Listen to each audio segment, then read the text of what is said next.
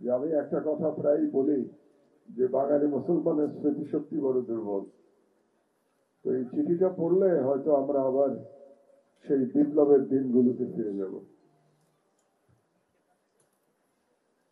চিঠিটা পড়ছি আমি। মা, আমি মিছিলে যাচ্ছি, নিজেকে আর আটকিয়ে রাখতে পারলাম না। সরি আব্বুজান, তোমার কথা অমান্য করে বের হলাম। স্বার্থপরের মতো ঘরে বসে থাকতে পারলাম না। আমাদের ভাইরা আমাদের ভবিষ্যৎ প্রজন্মের জন্য কাফনের কাপড় মাথায় বেঁধে রাজপথে নেমে সংগ্রাম করে যাচ্ছে, অকাতরে নিজেদের জীবন বিসর্জন দিচ্ছে। একটি প্রতিবন্ধী কিশোর, 7 বছরের বাচ্চা, ল্যাংড়া মানুষ যদি সংগ্রামে নামতে পারে, তাহলে আমি কেন বসে থাকবো ঘরে? একদিন তো মরতেই হবে, তাই মৃত্যু ভয় করে স্বার্থপরের মতো ঘরে বসে না থেকে সংগ্রামে নেমে গুলি খেয়ে বীরের মতো মৃত্যু অধিক শ্রেষ্ঠ। যে অন্যের জন্য নিজের জীবন বিলিয়ে দেয় সেই প্রকৃত মানুষ। আমি যদি বেঁচে না ফিরি, তবে কষ্ট না পেয়ে গর্বিত হয়ে জীবনের প্রতিটি ভুলের জন্য ক্ষমা চাই। এই চিঠিটা যে লিখেছিল তার নাম আনাস, একজন কিশোর ছিল। তবে কেন আনাস জীবন দিয়েছিল? তার আদর্শ কি ছিল? সে কি ক্ষমতার হস্তান্তরের জন্য জীবন দিয়েছিল? ক্ষমতার হস্তান্তরের জীবন দেয় নাই। শুধু রেজিম চেঞ্জের জন্য আনাস এমন চিঠি লিখে রেখে সত্যি সত্যি শহীদ হয়ে যায় নাই। সে বলেছিল তার ভাইদের কথা, যারা ভবিষ্যৎ প্রজন্মের জন্য জীবন দিচ্ছে। তার মানে আনাসের কাছে জীবন দেওয়ার অর্থ ছিল ভবিষ্যৎ প্রজন্মের জন্য একটি একটি আদর্শ রাষ্ট্র গঠন করে জীবন দিতে চেয়েছিল। তার মানে সেই আদর্শ রাষ্ট্র এবং মানুষের অধিকার প্রতিষ্ঠা করাটাই আনাসের ওই কিশোর বয়সে তার মনে হয়েছিল এটার জন্যই বোধহয় জীবনের সর্বোচ্চ ত্যাগটা করা যেতে পারে।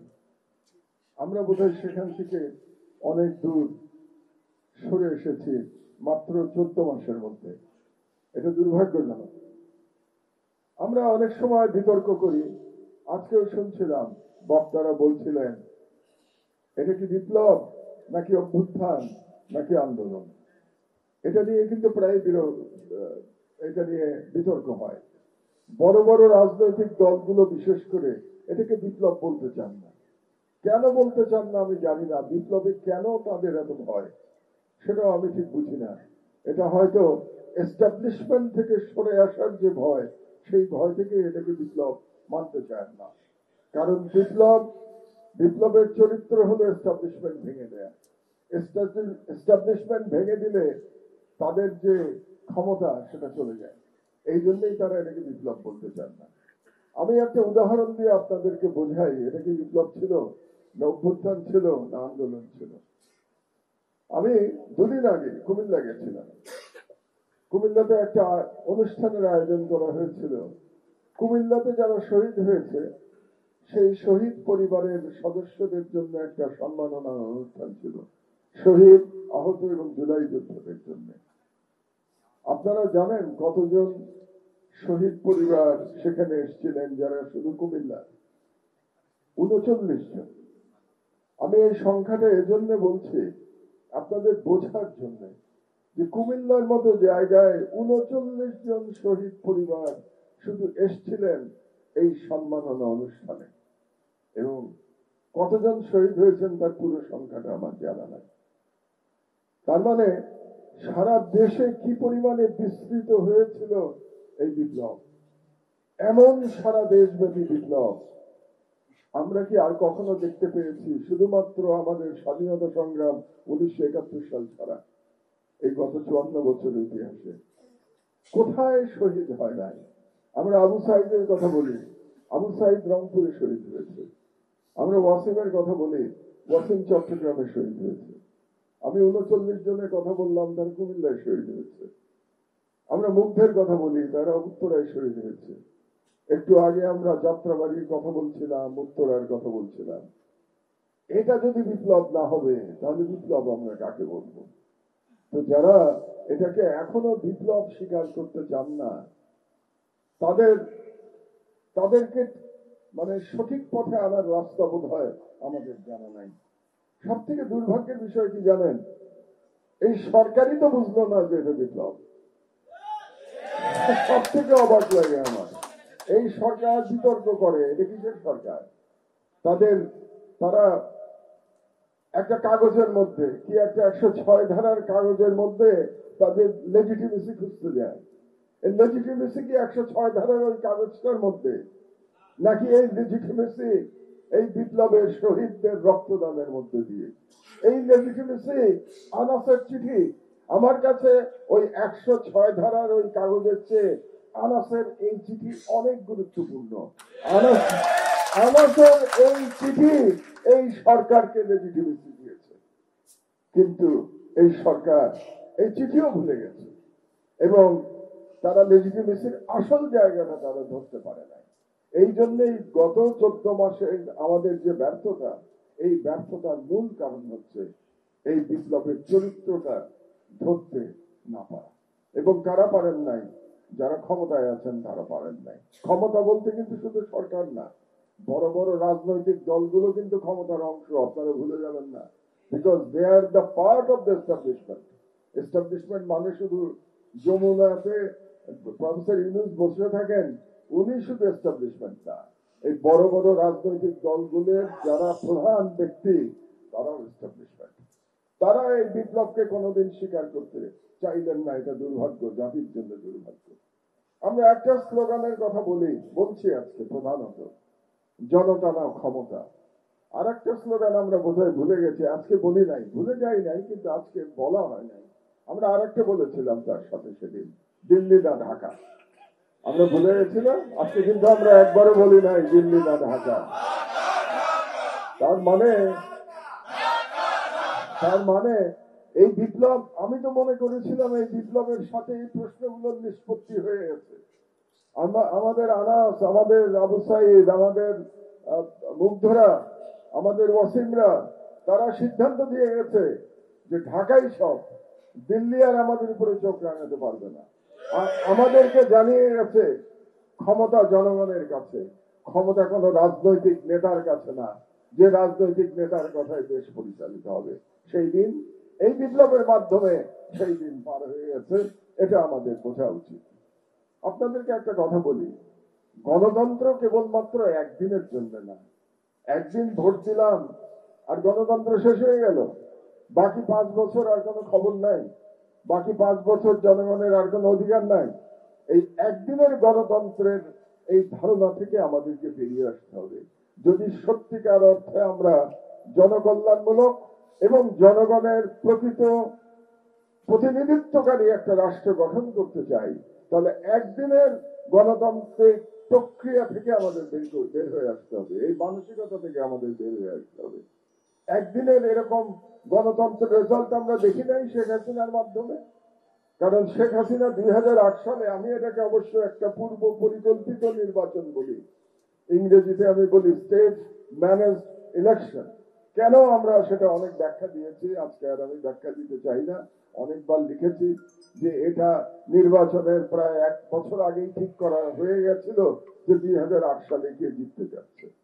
তো এরকম একটা স্টেট ম্যানেজড ইলেকশনের রেজাল্ট কিন্তু আমরা দেখেছি একটা ভয়ানক ফ্যাসিস্ট সরকারের মধ্য দিয়ে। এরকম একদিনের গণতন্ত্রের এক্সাম্পল আমরা হিটলারের মধ্য দিয়ে কিন্তু দেখেছিলাম। হিটলারও কিন্তু প্রথমে ক্ষমতায় এসেছিলেন, ইলেকশনে জয়লাভ করে ক্ষমতায় এসেছিলেন। কাজে আমাদের মনে রাখতে হবে যে একদিনের গণতন্ত্র আমরা মানি না, এটা আমাদেরকে বলতে হবে।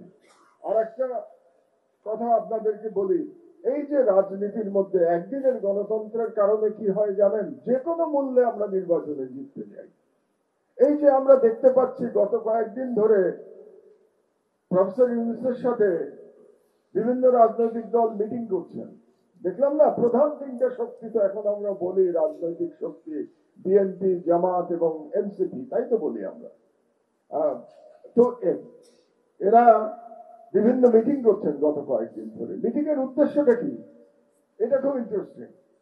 মিটিং এর উদ্দেশ্য হচ্ছে যে ইলেকশনের সময় যেন আমাদের পছন্দের বা আমাদের সমর্থক প্রশাসন থাকে, এটা তাদের মিটিং এর উদ্দেশ্য। তারা আলোচনা করতে যান যে ডিসি কে থাকবে, কমিশনার কে থাকবে, এসপি কে থাকবে ইলেকশনের সময়। এটা হচ্ছে তাদের প্রধান আলোচনার বিষয়বস্তু। তার মানে হচ্ছে আমার দলের প্রশাসন যদি থাকে তাহলে ওই নির্বাচনে আমি যেন তেন প্রকারে উপায়ে আমি জয়লাভ করব। তাহলে এই গণতন্ত্রের চর্চা থেকে আমাদের বেরিয়ে আসতে হবে। এখান থেকে বেরিয়ে আসতে হলে এই বিপ্লব অব্যাহত রাখতে হবে। কে বলে আমাদের জুলাই বিপ্লব শেষ হয়ে গেছে? বিপ্লব চলমান, বিপ্লব কোনোদিন শেষ হয় না, এটা আমাদের মনে রাখতে হবে। আর একটা রাজনীতিবিদরা প্রায়ই বলেন, এর মধ্যে দিয়ে আপনারা রাজনীতিবিদদের চরিত্র বুঝতে পারবেন। কি বলেন? রাজনীতিতে শেষ কথা বলে কিছু নাই। এটা শোনেন না আপনারা? প্রায় প্রত্যেক রাজনীতিবিদ বেশ গর্বের সাথে বলেন রাজনীতিতে শেষ কথা বলে কিছু নাই। এর থেকে সুবিধাবাদী বক্তব্য আর কিছু হতে পারে না। এবং আমি অবাক হয়ে যাই যে রাজনীতিবিদদের এই কথাটা বলতে একটু লজ্জাও লাগে না।